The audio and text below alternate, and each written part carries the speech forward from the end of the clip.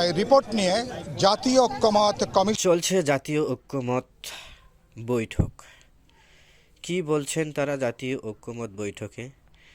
তবে বাংলাদেশ জামায়াতে ইসলামী, চরমোনাই খেলাফতে মজলিস তারা চাচ্ছে আগে স্থানীয় নির্বাচন।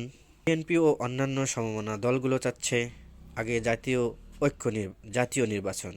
তো চলুন আমরা শুনে আসি কি বলছেন তারা।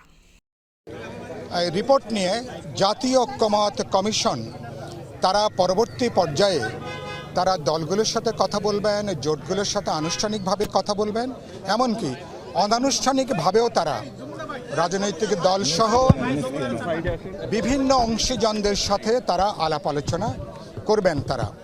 এবং তিনি যেটা পরিষ্কার করে বলেছেন যে কোনো প্রস্তাবনা ঐক্যমত কমিশনের দিক থেকে বা সরকারের দিক থেকে চাপিয়ে দেওয়ার কোনো মনোভাব তাদের নেই। তিনি কথাটা পরিষ্কার করে উল্লেখ করেছেন, আলাপ আলোচনা করে একটা বোঝাপড়া তৈরি করে যে সমস্ত প্রশ্নে আমরা ঐক্যমত হতে পারবো সেই ভিত্তিতে, যেটা পরবর্তীতে প্রফেসর আলী রিয়াজ, যিনি এই জাতীয় ঐক্যমত কমিশনের যিনি কো চেয়ারম্যান, পরবর্তীকালে তিনি সুনির্দিষ্ট করে উল্লেখ করেছেন যে আমরা বোঝাপড়া করে আলাপ আলোচনা করে তারা চেষ্টা করবেন একটা জাতীয় সনদ তৈরি করবার জন্য।